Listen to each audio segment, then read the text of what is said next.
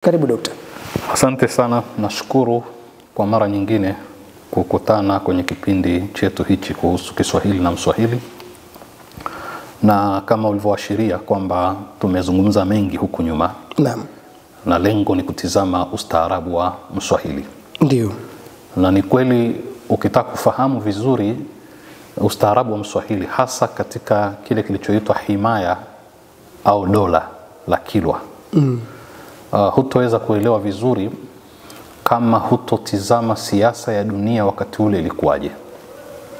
Kwa sababu hata kuanguka kwa himaya ile kulikuwa na mchango mkubwa sana wa siasa ya dunia.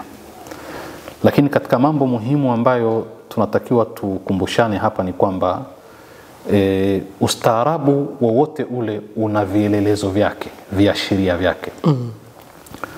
Na kama tunazungumza kuanguka kwa himaya ya Kilwa karne ya 15, tuseme mwanzoni mwa karne ya 16 sasa, hasa mwaka 1505, yani mwaka 1505 ambapo walivamiwa sasa kijeshi. Wakati ule tunaweza tukaelezea ni vitu gani vilivunjwa, viliharibiwa, ambavyo ni viashiria vya ustaarabu. Na tuelewe kwamba ustaarabu wa Kilwa kama wa Kiswahili manake chini ya himaya au dola ya Kilwa haukuanza pindi dola ya Kilwa ilipoanza, bali dola ya Kilwa ni moja katika vielelezo vya kukua kwa ule ustaarabu wa Mswahili katika ukanda wake ule.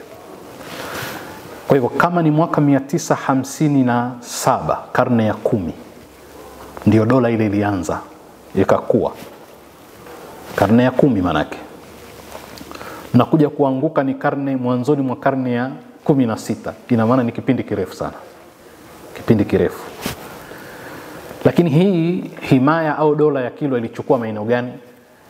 Ilianzia kaskazini kule maeneo ya Lamu, unashuka unaingia Malindi, unaingia Mombasa, unakwenda unashuka mpaka ukanda wa pwani wa kwetu huku, unakwenda mpaka Unguja, Pemba, unakwenda mpaka Sofala. Manake Kilwa yenyewe Lindi, alafu Kilwa zote mbili Masoko na visiwani, unashuka mpaka Sofala. Kwa hivyo ni eneo kubwa sana, lilikuwa ni chini ya hiyo himaya. Sasa kipindi kile pamenawiri ukanda huu kibiashara, na panafanya biashara za kimataifa na jamii mbalimbali. Katika viashiria vya ustaarabu tumewahi kuzungumza huko miji. Kwa hiyo kulikuwa kuna miji mingi sana, Mombasa, Lamu, Unguja, Pemba, miji ipo, Kilwa yenyewe. Kwa hiyo kuna miji ambayo imejengeka, watu wanaishi maisha ya kijamii, ambapo ni moja katika vielelezo vya ustaarabu. Pili, utawala, maanake palikuwa na mamlaka na utawala unaoendesha vyote hivi, ni moja katika elementi za yani viashiria vya ustaarabu. Tatu, elimu, palikuwa pana taasisi za kielimu zinazoendesha elimu na watu wanajua kusoma na kuandika na zaidi ya hapo. Nne, biashara, ni moja katika viashiria vya kukua kwa ustaarabu wa watu. Haikuwa biashara baina yao peke yao, ilivuka mipaka kuhusisha mabara, manake watu kutoka bara la Asia walihusika kiasi kikubwa sana mpaka China. Naam. Utamaduni ulihusika. Sasa utamaduni wa ukanda huu wote uliathiriwa na utamaduni wa mila na desturi za Kiislamu. Hapa tutizami dini, tunatizama ustaarabu wao ulikuwa vipi, matumizi ya maji, namna ya kula, namna ya kupika, uchafu kwao ni nini, mavazi yao yakoje. Kwa hiyo tukisema utamaduni usitizame wewe swala la kwamba manake nini, ilikuwa hii ni dini sana. Dini ni ustaarabu, dini ni mila, dini ni desturi pia. Kwa hivyo tunazungumzia hao walikuwa watu wanazungumza nini kuhusu usafi, kuhusu namna ya kula, utamaduni wao katika kuoana, utamaduni wao katika kuvaa, katika heshima baina yao, ulikuwa umetawaliwa na mila za Kiislamu zaidi.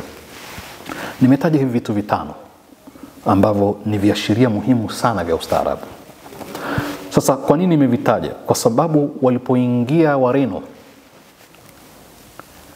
kijeshi sasa, kwa sababu mwaka 1498 Vasco da Gama alifika, lakini mwanajeshi kiongozi jemedari aliongoza jeshi akiitwa Almeida mwaka 1505 alikuja kuvamia. Alipovamia alivunja miji,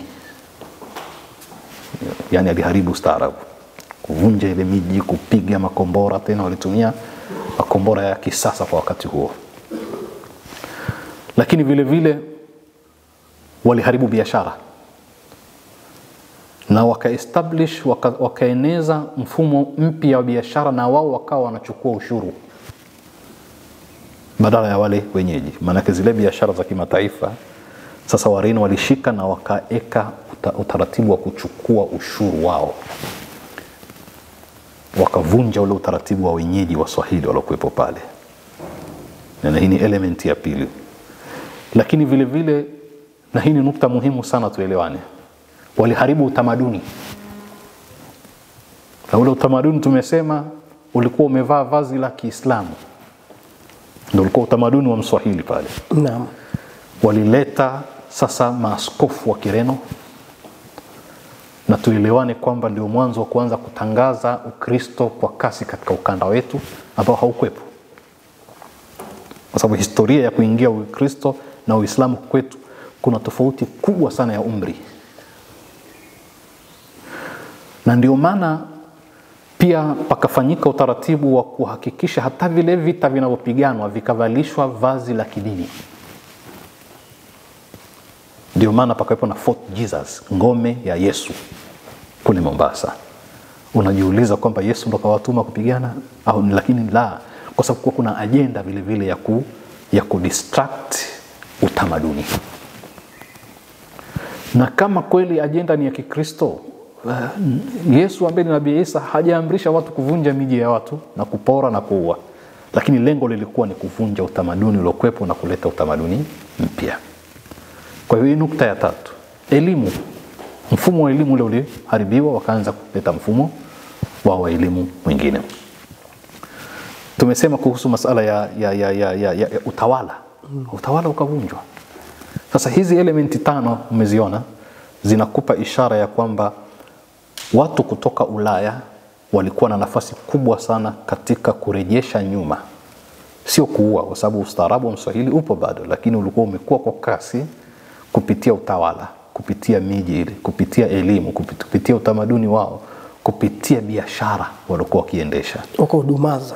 Walihudumaza, walirudisha nyuma sana. Na hata mamlaka ile ya Kilwa sasa haikurudi tena katika hadhi yake ile. Palikuwa na hizo zinazoitwa city states, yani miji ambayo imeendelea kama vile Mombasa, kama vile Unguja, kama vile baadaye ilikuja sasa ikaibuka tena, lakini haikuwa na ile hadhi ya kuchukua eneo kubwa la kijiografia kama ilivyokuwa himaya ya Kilwa. Kwa hiyo tunaposema athari iliyopatikana katika kuanguka kwa dola ya Kilwa, himaya ya Kilwa, ilikuwa ni kurejesha nyuma ustaarabu wa Mswahili. Mswahili akawa hana dola tena, hana biashara ya kimataifa tena kwa namna ile ya zamani. Mswahili akapoteza sehemu ya utamaduni wake, pakaingizwa utamaduni ambao ni tofauti na haya mengine ambayo tumeyataja. Naam. Na hapo ndio niongezee, wakati fulani tuliambiwa kwamba wale missionari walipofika pale Kilwa, wakatengeneza sehemu ya kuabudia, wakaita Greja. Ndio likaja asili ya neno gereza ambalo tunalitumia katika lugha yetu ya Kiswahili ya leo. Na maana Wareno walishiriki pakubwa kuangusha dola ile ya Kilwa. Na wao Wareno sasa baada ya kuiangusha wakaitawala Kilwa. Kwa miaka mingapi? Wareno wanazungumzwa kwamba wamekaa kiasi miaka 200 katika ukanda wetu. Si swala dogo. Si swala dogo. Nataka kuona athari yao ni ipi waliotuachia Faro, kama baada kwenye ule utawala wao kuacha kama ulivyosema sasa maandishi kutoka kule kuandika kwa Kiarabu kile Kiswahili chetu, sasa wakaleta utaratibu wao. Je, athari za majengo nao walibahatika kuacha ile Fort Jesus ya Mombasa? Athari zipo zilizobaki hata za misikiti ya zamani, Kizimkazi kule Zanzibar, upande wa Lamu na maeneo mengi iko misikiti ambayo ina historia ndefu iliyokuwepo. Hawakuweza kuvuruga miji wakaiondosha kabisa uwepo wake, lakini waliweza kuathiri baadhi ya majengo na kuvuruga mfumo wa kijamii wa maisha. Kwa sababu mji ukishavamiwa haurudi tena katika hali yake ile. Na biashara ilirudi nyuma sana. Biashara haikurudi nyuma, lakini ilikuwa imetawaliwa na watu wengine. Kwa maana sasa wao walishika mpini wa biashara, na ikawa sasa wao wanachukua ushuru badala ya wenyeji wale waliowakuta. Kwa hiyo haikuwa biashara ya Mswahili tena, ilikuwa biashara ya Mreno. Na ifahamike kwamba ndio lengo la yeye kutoka Ulaya, alikuwa anatafuta njia za kibiashara, kutaka kushikilia njia kuu za biashara duniani, na hili tuelewane. Kwa hivyo hata safari ya Christopher Columbus ilikuwa ni kutaka kushikilia njia kuu za biashara duniani. Na kwa sababu ukanda wa India, hiyo India kubwa ya wakati huo, ilikuwa ni ukanda ambao una biashara kubwa sana, hasa bahari ya Hindi. Na tumesema kwamba China ilikuwa inahusika katika vitu mbalimbali kama vioo, kama vile hariri na mapambo mbalimbali. India ilihusika sana katika vitu kama vile spices, yani viungo mbalimbali. Na wao walikuwa wanahitajia hivi vitu vile vile. Na bara lenyewe la Afrika, ukanda wake huu, kutoka maeneo ya ndani hayo, maeneo ya nyika huko, walikuwa wakileta ngozi za wanyama mbalimbali, walikuwa wakiuza magamba yale ya wanyama fulani kama vile tortoise hawa, kobe. Kwa hivyo vile vitu vilikuwa vinahitajika kimataifa, dhahabu, na vile vile shaba. Kwa hivyo waliweza kushika ile eneo la biashara lote, likawa la kwao. Sasa miaka 200 haikuwa miaka michache, ilikuwa miaka mikubwa. Na hata baadaye kuja kujikomboa, kupigana kule Mombasa na maeneo mengine, mpaka kualika watu wa kutoka Omani kuweza kupambana nao. Kwa hiyo kiasi miaka 200. Na miaka 200 kwenye utawala wa Wareno na athari zao kwa ustaarabu wa Waswahili. Nani ambao baadaye walitoka akaenda kuomba utawala wa Kiomani kuja kusaidia kuondosha Wareno? Mimi naweza kusema sasa ni Waswahili, kwa sababu tushamzungumza Mswahili kwa sababu ya asili yake. Alikuwa na mchanganyiko wa watu mbalimbali. Hata mtawala wa kwanza wa Kilwa alikuwa akiitwa Ali ibn al-Hasan al-Shirazi, manake ana damu za Kiajemi, za Kiarabu na za Kiswahili.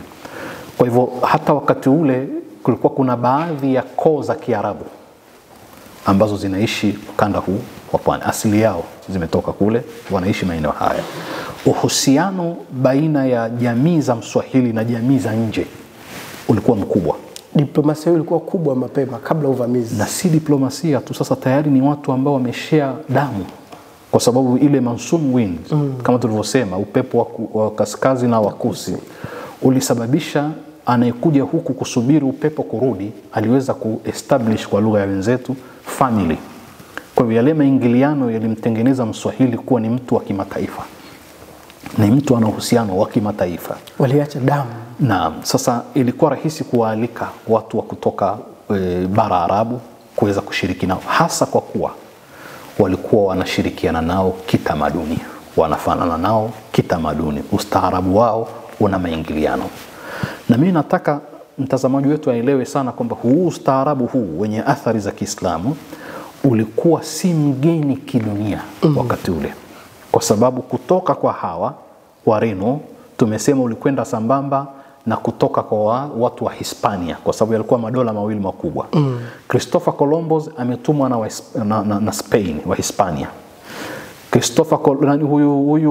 huyu Vasco da Gama ametumwa na Wareno, mataifa makubwa mawili yale. Lakini watu hawa wametoka kuitafuta biashara ya kimataifa baada ya kuwa wamefanikiwa kuangusha watu walikuwa wanatawala nchi zao wakati ule kutoka Afrika, kupitia Morocco. Kama tulivyosema kwamba kilomita 14-15 tu unavuka bahari unaingia Spain, Ulaya. Sasa wale walipokuwa wameingia pale, dunia ilikuwaje wakati huo? Utawala wa ilmu duniani ulikuwa Cairo, Afrika hiyo, ulikuwa Timbuktu, Afrika hiyo, ulikuwa Baghdad, Asia hiyo, kule Baghdad, Iraq, na ulikuwa Cordoba ambayo ni Spain. Lakini waliopeleka elimu ile ni kutoka Afrika, Morocco, wakaja kuchanganyikani baadaye na Waarabu, wakaweza kutengeneza Cordoba, mji mkubwa wa elimu. Na kwa wale wanaojua Kiarabu, ukisikia Qurtubi, mtu anaitwa Qurtubi, ujue ananasibisha na Cordoba. Ndio Cordoba, kwa sababu ilikuwa ni mji wa elimu. Sasa zile senta za elimu kubwa duniani zilikuwa ni hizo kwa kipindi hicho: Cairo, Baghdad, Timbuktu, Cordoba. Haya ni maeneo makubwa ya elimu kimataifa wakati ule, kwa zama zile. Kwa wakati unaweza ukasema ilikuwa ni kama vile universities za kimataifa kubwa. Sasa hiyo ni karne ya 15. Ulaya ilikuwa katika sura hiyo. Waswahili walikuwa namna hiyo. Kwa hivyo nataka kusema Waswahili walikuwa katika key players kwa lugha za wenzetu. Key players wa biashara ya kimataifa kwa wakati wao. Naam. Kutoka katika kilele cha Mswahili kuwa na tawala yake ya Kilwa, mafanikio yake makubwa katika elimu pamoja na Waafrika wenzie, kuanzia dola zile za Sofala, Zimbabwe ya kale, kwenda Timbuktu, kwenda Mali kule, mpaka sasa baada ya vita ya kwanza ya pili ya dunia, na maisha haya kurejea mpaka tukafika katika ile ambao mwisho wa siku tulikubaliana ni ajali ya kihistoria kupata uhuru wetu. Bado kwa dunia leo maamuzi ya Mswahili katika upa wa kimataifa imeendelea kuathiriwa. Kwamba kuna dhana inafahamika kama deep state. Sijajua kwa Kiswahili fasaha tuiwekeje, lakini pia nao ni dhana ambayo haiathiri tu wengine ambao wako kwenye nchi zao, lakini pia inaonekana hata kwenye kuathiri maamuzi ya Mswahili kwenye nchi zetu. Dhana hiyo ni nini na katika dunia leo, na pengine ilianzia wapi? Kwanza tukubaliane kwamba Mswahili ameathirika na siasa ya dunia, na uchumi wa dunia, utamaduni wa dunia, na finally ustaarabu wa dunia. Lakini hajaathirika vibaya yeye peke yake tu. Ni kwamba wanyonge wa dunia wameathirika sana, biashara zao zimeshikiliwa na wakubwa wa dunia. Utamaduni wao umehodhiwa na umeathiriwa kiasi kikubwa, na tumesema mara nyingi kwamba utamaduni unahudumia uchumi. Ukiweza kubadilisha utamaduni wa watu, unaweza kuwatawala kiuchumi, kwa sababu utamaduni ni yale mahitajio ya kila siku ya maisha yao ya kila siku, kuanzia mavazi na vyakula. Ukishawafanya wakawa na vionjo vyako katika mavazi yao, katika ustaarabu wao, katika kila kitu, ina maana umewafanya wawe ni soko lako rahisi. Kwa hivyo dunia nzima, sio Waswahili peke yao, imeathiriwa. Na mara nyingi sana sisi hatujui kwamba tunaishi vipindi vya historia. Kila hatua tunayoishi sisi tuko ndani ya historia, na historia huwezi kujua kwamba unaishi katika historia mpaka utoke nje ya lile tukio. Na mimi husema mara nyingi kwamba unapokuwa ndani ya nyumba huwezi kuiona mpaka utoke ndio unaiona ilivyokuwa sasa. Kwa hiyo tuko katika kipindi cha historia, katika athari za hayo yote tuliyoyasema. Lakini hatuwezi kuyaona mpaka yapite tuwe nje ya yale mambo ndio tunaona yaliyotokea. Kwa hivyo tunaishi katika muendelezo wa yale ambayo yametokea karne ya 15, 16. Ndio maana nikasema mara nyingi kwamba kipindi cha mwisho na kipindi cha kisasa cha utandawazi, ambacho mimi katika kitabu hiki nimekiita kwamba ndio fezi ya 5, ndio kilianza karne ya 15. Hii tunaizungumzia kipindi cha kisasa. Na kina Vasco da Gama, Christopher Columbus walikuwa ni network, ni viunganishi vya dunia katika kwa wakati ule, na ndio sasa tuko hapa tulipofikia. Kwa hivyo hapa tulipofikia ni matokeo ya haya yalotokea, ni matokeo ya kuanguka kwa ustaarabu wa Mswahili na staarabu nyingine. Kama ulivyoona Timbuktu ilivyopigwa na kuvunjwa hiyo university, ni katika harakati za kuua historia ya watu. Sasa labda nikupe tu, kwa kujibu hilo nikupe mifano ya hapa tulipofikia, tumetoka wapi, na sasa ni katika fezi ya mwisho ya utandawazi. Ni kwamba kipindi cha karne ya 15 mpaka 16 kuna mambo muhimu kadhaa ya kutaja. Ndio, karibu. Kwanza, namba 1, ndio mwanzo wa kuibuka kitu kinachoitwa imperialism, ubeberu, ambapo sisi tunaishi katika athari za ubeberu mpaka leo hii. Na hata vita kuu ya kwanza na ya pili vinaitwa imperialist wars, ni vita vya kibeberu. Na ubeberu maana yake ni nini? Ni mtu kutoka nje ya mipaka yake kutafuta utawala wa siasa na uchumi nje ya mipaka yake, kutafuta kutawala dunia kisiasa na kiuchumi, tabaan na kitamaduni, ili kuhudumia uchumi, kwa sababu lengo kubwa ni uchumi wa dunia uhudumiwe, kumana kushikilia uchumi wa dunia.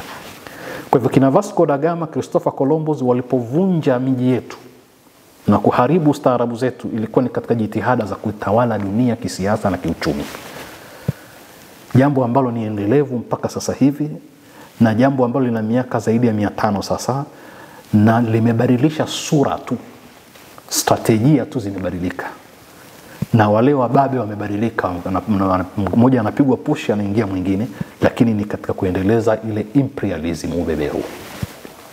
Kwa hivyo kipindi hicho ndio kimeweka kimeanzisha mwanzo wa ubeberu duniani, imperialism. Hiyo ni nukta ya kwanza. Kipindi hicho vile vile kimeitwa kwamba ndio mwanzo wa zama za mwangaza Ulaya. Yani Ulaya imetoka katika kiza, dark ages, inaanza sasa mwangaza. Mwangaza ni wametoka duniani, wamejifunza mengi, wamefahamu mambo mengi, wameanzisha sasa, wameondosha utawala. Yani kitu cha kushangaza, nataka kusema cha kushangaza, kwamba alipokuja Mreno huku na Mspeni akaenda kule bara la Amerika, wakati ule wanatumia Ukristo kutawala, kule kwao Ukristo umepigwa teke, hasa Ukatoliki, kwa sababu Uprotestanti umeanza kipindi hicho. Na Uprotestanti ulianza katika kwa sababu kuprotest maana yake nini? Waliprotest against Catholic Church. Kina Calvin na wenzake na kina Martin Luther ambaye ni muasisi wa Uluteri au Ulutheri yule Ujerumani, waliibuka vinara wanaokubalika na kuwa ni kibla cha Wakristo baada ya kupinga Ukatoliki katika mambo mbalimbali ya utawala wa Kikatoliki, katika kutoa ushuru na sadaka mbalimbali na zile kadi maalumu zilizokuwa zinauzwa ghali kwa ajili ya kuanzisha kanisa kubwa. Sasa kulikuwa kuna vurugu kubwa Ulaya dhidi ya kanisa, na sitaki kwenda mbele sana ili tusitoke katika mstari. Mwaka 1789 ndio mapinduzi ya Ufaransa. Ndio mapinduzi ya Ufaransa yalikuwa na slogan, kauli mbiu, kwamba mfalme na kasisi wauliwe, kwa sababu wanafanya kazi pamoja. Kwa hivyo mapinduzi ya Ufaransa yanausifiwa duniani kwamba ni mwanzo wa kuanza kupigania uhuru na usawa duniani, aliyeangushwa na maandamano yake yote ilikuwa ni dhidi ya mfalme na kanisa. Lakini walipoona kuna dharura ya kutumia kanisa kwa ajili ya kuleta utawala, walifanya hivyo. Ndio maana hata katika shule zetu vijana wanafundishwa kwamba kanisa lilitumika, dini ilitumika kufanyaje? Kucreate loyalty, ule utii, na heshima. Alafu mtu ndio mwingine anasema kwa tulipoambiwa tufumbe macho tuombe, tulipofumbua macho walikuwa shaiba kila kitu, kwa sababu lengo lao lilikuwa si dini, ilikuwa ni dini ni kuhakikisha wanawachoma sindano ya ganzi, wanawatia ganzi hao watu wasishtuke. Kwa hivyo ilikuwa ni matumizi mabaya ya dini zaidi kuleta utawala. Kwa hivyo nukta ya kwanza ilikuwa ni wakati wa kwanza kabisa wa kuibuka kwa ubeberu. Nukta ya pili ni kipindi cha mwangaza kimeanza, ile network kubwa ya kidunia imeanza. Tatu, ndo mwanzo namba 3 wa kuanza biashara ya kimataifa kubwa kuliko zote ya utumwa, ambayo ilivunja uti wa mgongo wa maendeleo ya Mwafrika, vile vile Mwasia na mwingine, lakini Mwafrika ni karne hiyo ya 13. Ndio maana nasema hii karne tuipigie mstari sana. Ndio hicho kinachoitwa triangular slave trade, na hasa Afrika Magharibi ilihusika sana kuliko Afrika Mashariki. Sasa Mwafrika alichukuliwa, na ili kuonesha kwamba hili ni jambo endelevu, mpaka leo hii anachukuliwa. Dokta, niwie radhi kidogo. Hii biashara utumwa pembe tatu. Hizi pembe ni maana yake ni pembe tatu? Wanasema wenyewe, wana historia kwamba kutoka Afrika kwenda mpaka bara la Amerika, alafu kutoka Amerika, maana yake hawa watumwa wakipelekwa kule walikuwa wanaenda kulima kwenye mashamba kwa ajili ya malighafi za viwanda. Alafu malighafi za viwanda zikitoka bara la Amerika zinapelekwa Ulaya. Ulaya kuna nini? Kuna viwanda. Kwa sababu Ulaya ilitangulia viwanda kabla ya Marekani. Hasa Uingereza miaka 100, kisha baadaye ikaja Ujerumani, Ufaransa na nchi nyingine. Marekani imechelewa sana katika viwanda. Kwa hivyo haikuwa na viwanda kiasi hicho. Malighafi zikitoka bara la Amerika zinapelekwa kiwandani Ulaya. Alafu Ulaya wakishatengeneza zile malighafi zikawa ni industrial products, ni nguo, ni vitu vya kuvaa, ni vitu vya kula, vinakwenda kwenye soko Afrika. Kwa hiyo unachora pembe tatu, ndio inaitwa triangular slave trade. Sawa. Sasa hii ilichukua mamilioni ya nguvu kazi za Afrika na underdevelop Afrika, kuirudisha Afrika nyuma kimaendeleo. Hili linaendelea mpaka leo, lakini linaendelea katika sura tofauti. Sasa hawana haja ya kujaza watu kule wakalime, kwa sababu baada ya Industrial Revolution kuwa imefikia mahala, ilianza kama factories, ikakua, ilipokuwa sasa imefikia katika hatua inaitwa heavy industries, viwanda vizito vikubwa. Sasa vile viwanda viko vinajitosheleza, wenyewe wanalima, wenyewe wanapata malighafi yao kwa kutumia machines. Uchukuaji wa rasilimali watu sasa, kwa lugha ya kisasa, Afrika umebadilika, hauko katika sura ile ya zamani. Sasa wanachukua, katika maendeleo ya jamii tunasema wanachukua human capital. Unajua kuna human resources na human capital, ni vitu tofauti. Katika maendeleo ya kijamii tukisema human capital, tunakusudia watu wataalamu ambao wanaweza kuleta mabadiliko kwenye jamii. Sasa inabebwa, hao wanaitwa human capital. Sisi sote ni human resources, lakini sio sote ni human capital. Human capital, mhandisi msomi kisawasawa, profesa ambaye ana maarifa, akiingia mahali anaweza kuleta changes za kimaendeleo, yule anaitwa human capital. Kama University ya Uganda na ILO, ni shirika la wafanyakazi duniani, vimethibitisha kwamba zaidi ya 23,000 wataalamu wanachukuliwa Afrika kila mwaka kwenda katika nchi za kimagharibi. Sasa hawachukui wale watumwa kama ni sasa tumebadilika, tuchukui watumwa ambao hawana skills. Tunachukua sasa skilled people, watu ambao wana maarifa yao, wanaitwa human capital, ambao wangeweza kubadilisha bara letu, wanaweza kuleta maendeleo kwetu. Lakini bara lako madaktari wazuri kabisa Marekani sio wa Marekani, ni watu wametoka bara la Arabu, wametoka Iran, wametoka Afrika, wametoka India. Hata sasa hivi pale Marekani, katika kitovu cha information, Silicon Valley Marekani, pale center information duniani, wanasema baadhi ya wataalamu, lao pakitokea vurugu alafu wale Wahindi wanaofanya kazi pale wakasafiri na ndege za kwanza zitakazotoka ili watafute usalama wao, ile inakufa yote, kwa sababu waajiriwa wakubwa ni kutoka katika nchi za ulimwengu wa tatu, na hasa India, akili za Kihindi katika mambo ya information. Kwa hiyo utagundua kwamba wataalamu wengi wamekusanywa kule, wamechukuliwa. Kwa sababu mimi nakupa mfano tu, unaweza kaelewa zaidi, hasa kwa vijana wa sasa. Unapokuwa una mchezaji mzuri wa mpira katika wilaya fulani, yule anatizama kwamba hafai kuendelea kukaa wilayani, atapelekwa katika ngazi ya mkoa. Alafu baada ya pale akionekana vile anachukuliwa, atachukua gharama yoyote, atapelekwa kwenye mpira wa taifa. Kuna watu ambao kazi yao kubwa ni kuja kutizama rasilimali za wachezaji wazuri, wanamchukua mara moja, mpeleka, hata kama ni Mnyaturu fulani kule au ni Mpare fulani, atakwenda tu Real Madrid kule nini, ataenda kucheza.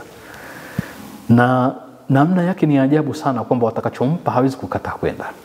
Nyinyi mtabaki kujifaharisha kwamba huyu asili yake ni Mtanzania, mwanariadha mzuri, kijana mzuri anaweza kucheza volleyball, sijui nini, atakwenda kule. Ndio maana utaona wachezaji wazuri wa Afrika hawabaki Afrika. Kwenye timu ya Ufaransa wote pale tena nchi kadhaa za kimagharibi, mtu yule anapewa uraia mara moja. Hana shida kutafuta uraia. Ni wale tu wakataa kwa heshima za nchi zao, mimi sitaki uraia. Lakini ni rahisi sana apewe kwa sababu yule ni human capital. Sasa ndio takwimu zinaonyesha 1023 wataalamu wanakimbia. Sasa nyinyi mtaendelea lini? Hiyo ni katika strategia za ku underdevelop watu, kuwanyang'anya vichwa muhimu ambavyo vinaweza kuleta maendeleo, vikawa vinaweza kuleta maendeleo ya watu wengine. Sasa haya ni mambo ambayo yameanza karne ya 15, lakini sura yake inabadilika kutokana na mazingira.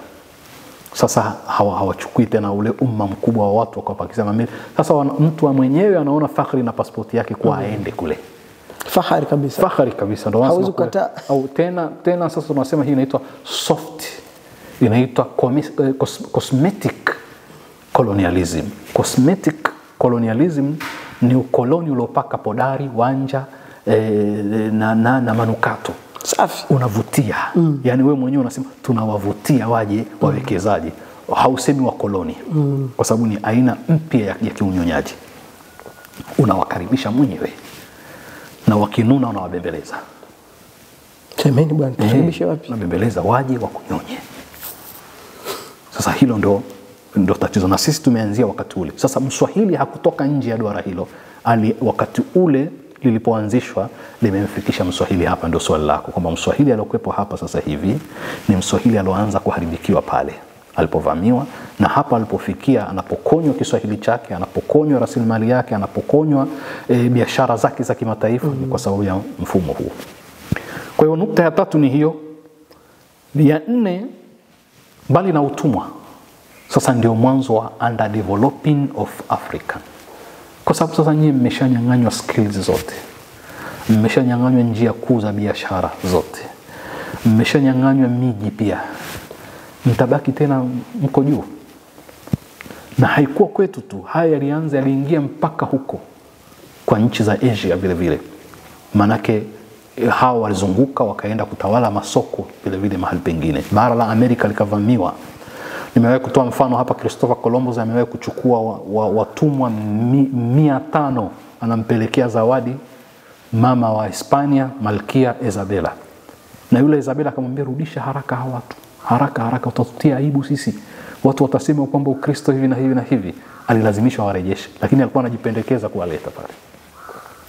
Na watu hawajui kama Christopher Columbus alishakutiwa ndani kwa sababu ya kukosa maadili na kusababisha mauaji huku na kule, mpaka akasamehewa baadaye akatumwa tena. Hakuwa mtu mwenye heshima hiyo anayetangazwa. Alikuwa ni mtu katili, ni mtu aliyofanya mauaji, hana tofauti hata chembe na Vasco da Gama. Kwa hivyo fezi hiyo vile vile. Lakini ndio ulikuwa mwanzo wa kuanguka ile Islamic Empire kule Ulaya. Na mimi nasisitiza kusema kwamba wazungu hawakuja huku kwetu wakagundua kumbe kuna watu huku. Kumbe kuna Waislamu huku. Kumbe kuna walikuwa wanajua, kwa sababu hawa wanaowafuata huku walikuwa kule kabla wao hawajaja. Ndicho ambacho tunasisitiza hicho. Washatawaliwa na Waafrika kule. Wanakwenda kwa Waafrika hawajui. Hapana. So, mkichekesho hicho. Kwa hivyo huo ndio ukweli wa kihistoria. Naam. Kwa hivyo kuna hiyo triangular, lakini kubwa kuliko yote ndio kipindi cha mwanzo cha kitu kinachoitwa katika historia accumulation of capital. Ndio Ulaya na nchi za kimagharibi tunazojua sasa hivi ndio ziliweza kukusanya capital, rasilimali ya kutengeneza maendeleo na maendeleo ya viwanda. Mimi sitaki kukutajia majina hata ya mabenki maarufu duniani na hapa kwetu ambayo asili yake capital yake imekusanywa kutokana na biashara ya utumwa. Benki maarufu sana kwetu na benki nyingine za Uingereza. Lakini wale ndugu walioanzisha zile benki walikuwa wanafanya biashara za utumwa, wakapata capital, wakaweza kuestablish benki. Zina miaka kadhaa hizo benki mpaka huku kwetu. Kwa hivyo ni kipindi cha ukusanyaji wa rasilimali zilizowafanya waendelee hapo walipofikia. Kwa mukhtasari, tuna haki ya kusema kwamba Ulaya na nchi za kimagharibi hazina nafasi wala hadhi ya kutufundisha ustaarabu, kwa sababu ustaarabu wake umejengeka katika misingi ya piracy na uwizi. Looting, piracy ni uharamia, na wizi na uporaji na biashara ya utumwa, ndipo walipofikia hapo. Sasa mtatufundisha ustaarabu gani wa maendeleo usiotokana na wizi, wakati nyinyi misingi ya maendeleo yenu ni wizi, si utu kama sisi, kuanzia karne ya 15. Kwa hivyo hao wanaotufundisha utu na ubinadamu wamefikia pale walipofikia kwa sababu ya uporaji, wizi, hasa ulioanza karne ya 15. Kuangukiwa ama kudorora kwa Mswahili, na nadhani kama waliweza kuingia kupiga pwani, maana yake na bara kukaingia, ni ile karne ya 16 ndio maafa alianzia hapo, sivyo? Na bara haikuwa na ustaarabu ulikuwa uko katika early stages, hatua za chini kabisa, kwa sababu tukisema ustaarabu, tizama vile viashiria. Hapa kuwa na miji huku kwetu kwamba kuna miji mikubwa iliyojengwa huko katikati, haikuwepo. Ndio tumesema katika kipindi kilichopita kwamba miji ya kwanza iliyoanza huku bara pia ilikuwa ni ya Waswahili au walowezi wa Kiswahili.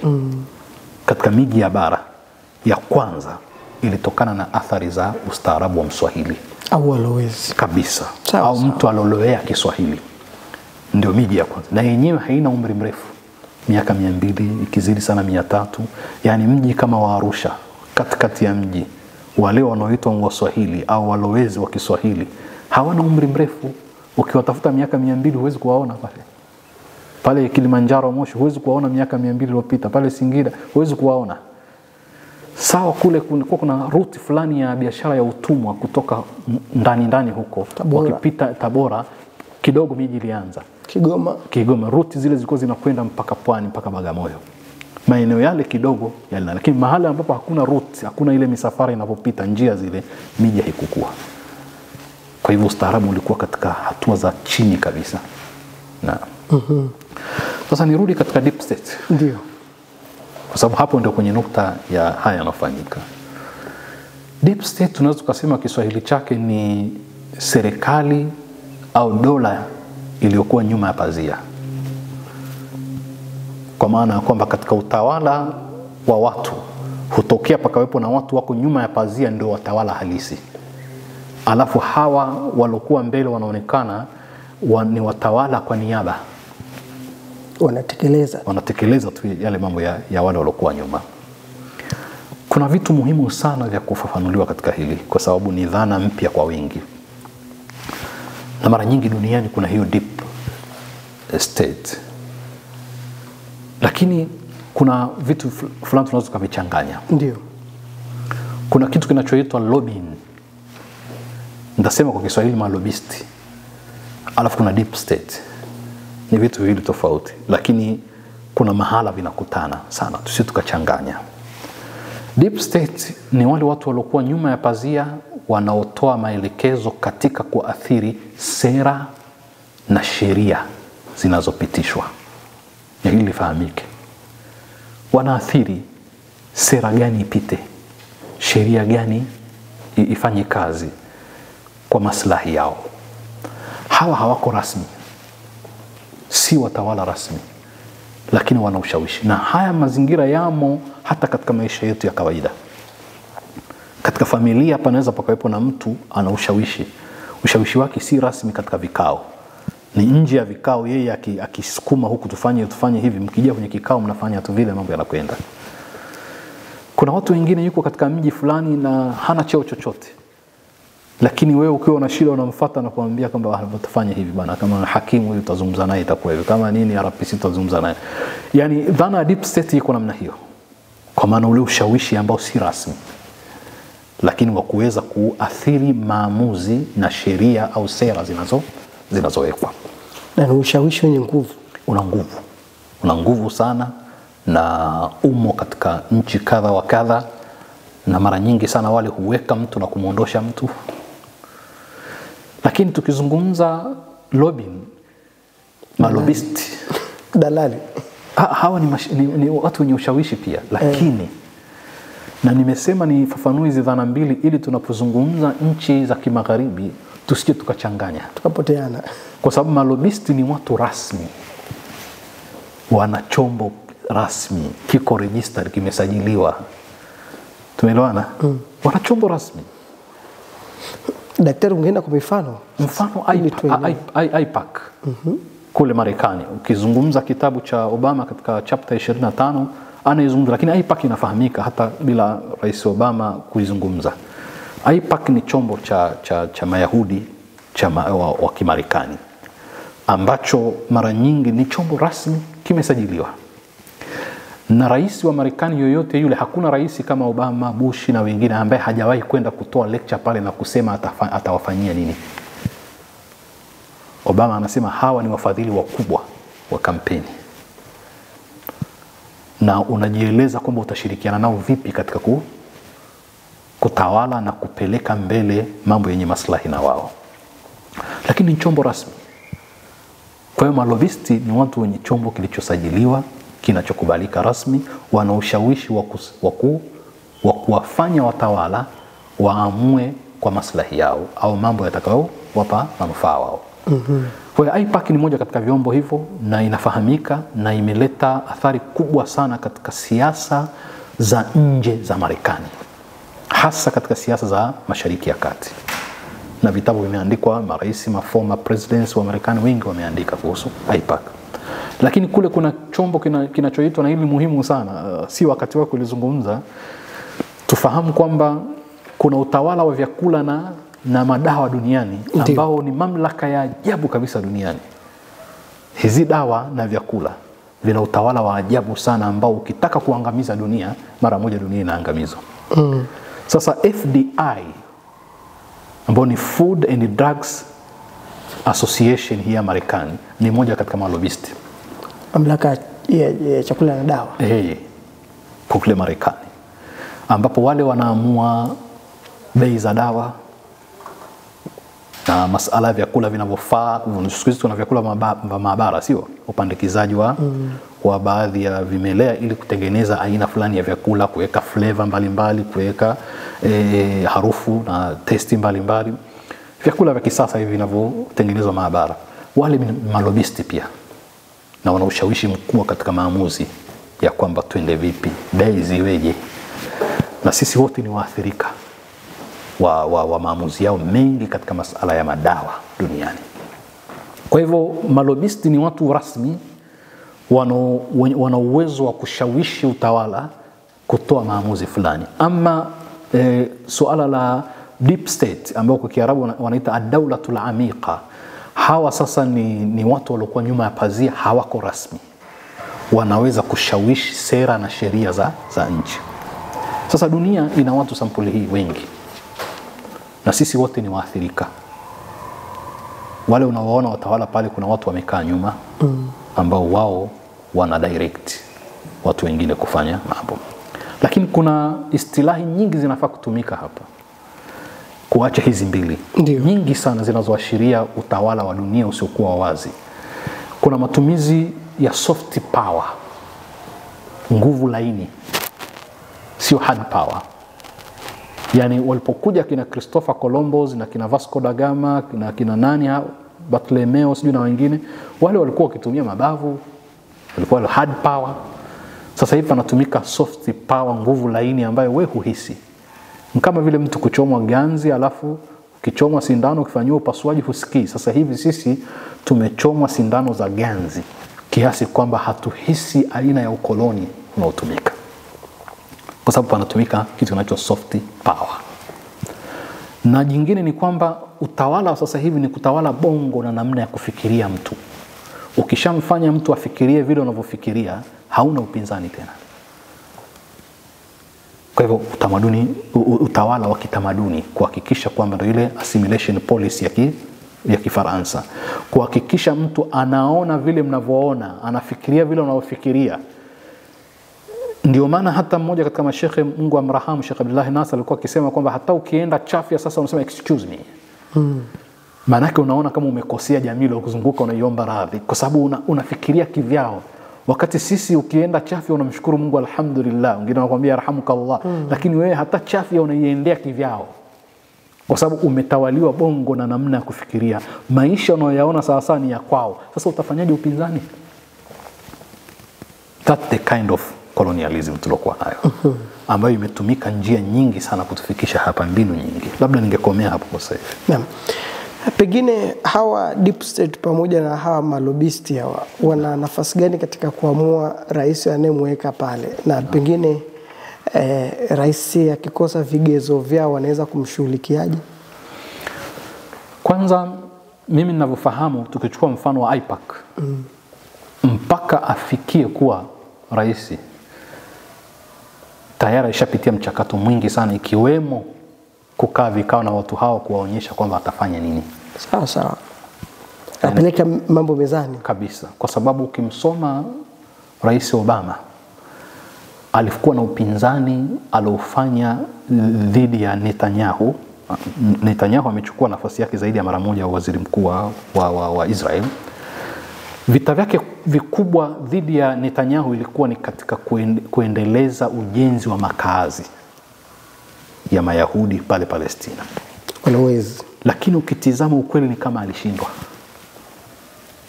Na anaonyesha namna gani alikuwa akipata vikwazo.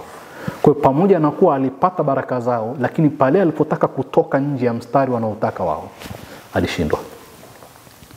Kwa sababu inakuwa ni network. Kwa hivyo kila akienda huku na kule alikuwa akishindwa. Hata kama zinapigwa kura baina yao juu ya kupitisha jambo, hapiti. Kwa hivyo anaonyesha namna gani ilipofikia sasa Jerusalem panaanza kupelekwa katika miji ambayo kuna Waislamu ni sehemu tukufu lao, pia panaanza kujengwa miji ya Kiyahudi. Alisimama akasema kwa nini? Akaambiwa kwamba hili aliingia katika makubaliano yetu, kwa sababu huu ni mji wetu, hakuna majadiliano. Hapa Jerusalem kwetu hakuna majadiliano juu ya tujenge tusijenge. Sasa unataka ashtaki kwa nani?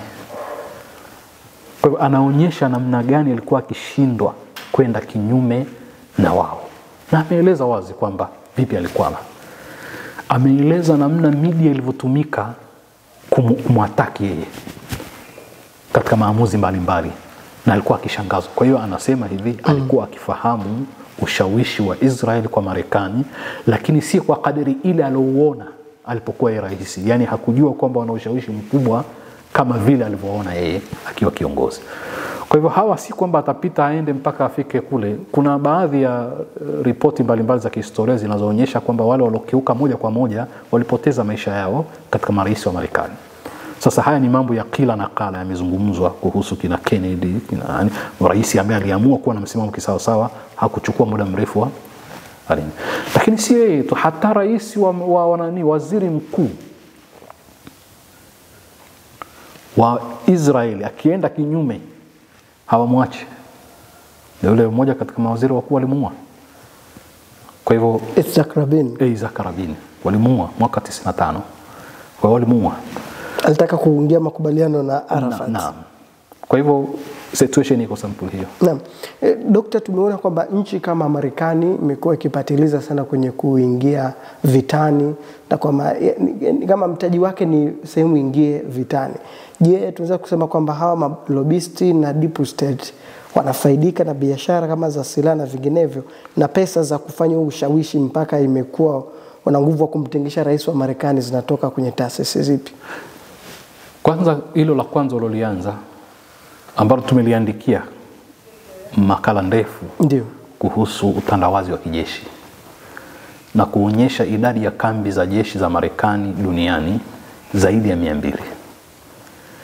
Kwa hivyo katika himaya ya Marekani inaonekana zaidi duniani kwa kuwepo na kambi za kijeshi nyingi duniani, pale Iraq, pale Bahrain, pale Qatar, pale Kuwait, Saudi Arabia, na mpaka katika ukanda wetu wa Afrika huku Kenya, Kenya, Ethiopia, kuna maeneo kadha wa kadha wameweka. Unauliza ya nini?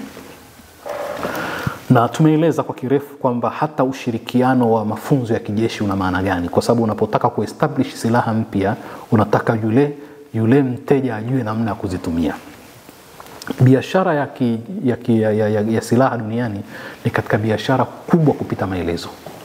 kubwa sana yenye faida na ina competition kubwa, ushindani mkubwa duniani, na kutengeneza kitu unachoita hostility, wasiwasi katika nchi kama vile katika nchi za Middle East, Mashariki ya Kati, kwa kuwepo katika kitovu cha nchi zile kuwepo Israeli, ni moja katika strategia kubwa sana za biashara za silaha, kwa sababu ukishatengeneza hostility unataka watu wawekeze katika silaha, na kutengeneza ushindani baina ya makundi mbalimbali. Kwani nakuuliza, kwani Kongo wanatengeneza silaha? Mbona zimejaa? Kwa sababu ni kitu kinachotolewa badala ya madini, na watoaji wakubwa ni wale wanaokuja kuchukua madini. Kwa hivyo ushindani, hata vita baridi baina ya mashariki na magharibi vilistimulate kiasi kikubwa sana biashara ya silaha. Kwa hivyo kama vita vinaendelea na wasiwasi unaendelea kuwa mkubwa duniani, usalama ni mdogo, maana yake ni ardhi yenye rutuba ya kustawisha biashara ya silaha kwa kiasi kikubwa. Katizame tu ushindani wa kununua silaha baina ya nchi za Mashariki ya Kati, utashangaa. Hizo za Kiarabu, akisikia mwenzake kanunua F-15 ndege ile ya kijeshi, kisha na yeye kesho kanunua zaidi ya yeye. Ushindani ambao ni wa kijinga, alafu nyingi zinazouzwa ni zile ambazo sasa wenzetu washazipita, wanao teknolojia ya kuziattack, zishapitwa na wakati, sasa wanaziingiza sokoni, kwa sababu na wao hawawezi kukupa silaha ambayo kesho unaweza ukawavamia ukawashinda. Lazima wakupe silaha ambayo ishapitwa na wakati na wana vifaa vya kuweza kujihami, na mara nyingine wao ndio hutoa information za ndani kwamba mwenzenu kishanunua hivi, ili kuhakikisha huyu pia naye atanunua, kwa sababu hakuna biashara ambayo haina advertisement. Ndio kama yale wazungu sasa wanaambiwa Urusi itaivamia Ulaya, kwa hiyo ongezeni bajeti za ulinzi, na wao wanaenda kununua silaha Marekani. Na mimi ni kuongezea tu hapo kwamba moja katika mambo yaliyoinyanyua Marekani dhidi ya Ulaya ni biashara ya silaha katika vita kuu ya pili. Ndio biashara iliyomtoa. Ndio waliuziwa silaha nyingi na wakabaki na makovu ya madeni, kwa sababu yalikuwa kisupply. Kwa hiyo ilikuwa ni soko kubwa la Marekani katika vita kuu ya pili, kuweza vita havijapigana kwake, lakini yeye alikuwa akiuza silaha sana, na kisha mwishowe akawin vile vita. Ni miongoni mwa biashara ambao wa deep state na malobbying wanazitegemea. Bila shaka, kwa sababu ukirudi huku nyuma kuna familia ambazo tumewahi kuandika kuhusu haya, ambazo zina historia ya kuuza silaha duniani. Mtu anaitwa JP Morgan na familia yao na wengine, kuna historia ndefu sana namna walivyokuwa wakawa matajiri kupitia biashara za silaha, na ni katika biashara kubwa haipimwi mfano wake wa mapato yake labda biashara ya madawa kulevya, kwa sababu zinafanyika kwa siri na bei ni kubwa sana, na hakuna competition ya kusema kama soko hili alifai basi nanunua soko hile. Urusi kiasi fulani ilitengeneza some sort of competition, lakini kwa kiasi kikubwa sana wauzaji ni watu wa upande mmoja ambao wewe huna nafasi ya kukimbia, pengine utaenda kununua kwao. Silaha zimejaa, shekhi. Silaha zimejaa, sisi mpaka watu binafsi, watu wana silaha mfukoni, alafu jeshi lao lina silaha, alafu kila siku wanaongeza silaha, na hawatengenezi wao. Natengenezwa na nchi zilizoendelea, mbali na magari ya deraya na mengine ambayo ni magari kwa ajili ya vita. Kwa hiyo hata nchi zenye usalama duniani zina jeshi na silaha. Kwa hiyo ni moja katika biashara kubwa kupita maelezo duniani. Vyombo vya habari vina nafasi gani katika kusukuma ajenda za hawa watu? Kwanza tukizungumza vyombo vya habari, sijui kama tuna nafasi ya kupata muda siku moja tukatengeneza vipindi, sio kipindi. Kwa sababu vyombo vya habari ni kitu ambacho kimekuwa kwa hatua tangu mwanadamu alipoanza kuishi maisha ya kijamii, na kimekuwa kikicheza role kubwa sana katika kuunganisha watu, lakini kimeweza kutumika kwa mambo kama propaganda sana. Uislamu umepitia katika hatua mbalimbali za kukua kwa vyombo vya habari wakati wa mitume, kuweza kuzipeleka habari za mitume na wengine. Kwa hiyo kimsingi vyombo vya habari ni vitu muhimu sana katika kuunganisha jamii na kuelimisha jamii na kuwaleta wanadamu pamoja. Baadhi ya wanahistoria wakubwa kama vile profesa kijana wa Kiyahudi Yuval Noah Harari anazungumza kwamba tofauti kubwa baina ya wanyama na binadamu ni binadamu kuweza kujikusanya pamoja na kufanya jambo kwa pamoja.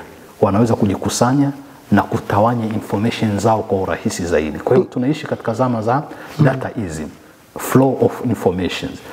Kipindi hiki uwezo wa vyombo vya habari umekuwa mkubwa kuliko wakati mwingine wote ule, na ni silaha kubwa inayotumika kuangusha dola, kuipandisha dola, kuchafua watu, kufanya character assassination, na mpaka imefikia mahala watu wanasema ni fourth pillar of government, ni mhimili wa 4 usiokuwa rasmi wa dola, kwa maana ya kwamba uwezo wa kuichafua au kuijenga dola ni mkubwa. Nchi ambayo haidhibiti vyombo vya habari inaweza ikapotea mara moja. Nchi ambayo haina vyombo vya habari haiwezi kufikia watu, na ndio utaona pakifanyika mapinduzi duniani wanawahi vyombo vya habari, kwa sababu ni source ya information na utawala.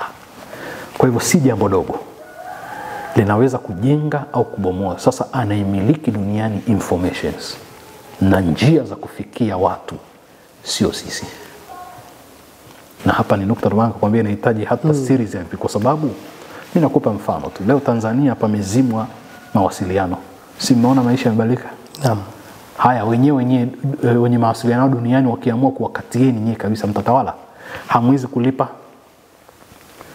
kodi zenyewe, mtashindwa kulipa. Sasa hivi sisi tushaingia, maana tumeingizwa katika utumwa wa namna fulani kwamba hata kodi ya serikali haiendi bila kuwepo na vyombo vya mawasiliano, mtandao. Ndio maana nakuambia kwamba ni kitu kikubwa cha ajabu. Na tulipovua maisha yetu yale ya zamani tukaingia kwenye hili kapu, tulikubali sasa kuwa totally tumetawaliwa mzima totally, kwa maana jumla jamala. Sasa kama serikali inaweza kuwadhibiti kupitia mawasiliano, je, walimwengu wenye satellite zao zinazorahisisha mawasiliano wakiamua kudhibiti kabisa, mbali na kuwa hamna siri tena mbele yao nyie. Wakitaka habari zenu, zamani walikuwa wakituma majasusi anayekuandama wewe, ukiingia hoteli na yeye anakaa hoteli ya jirani, ukitoka kwenda mahali na yeye yuko na wewe. Hakuna haja ya jasusi anayemwandama mtu anayetafutwa. Sasa hivi unaandamwa bila kufuatwa na mtu.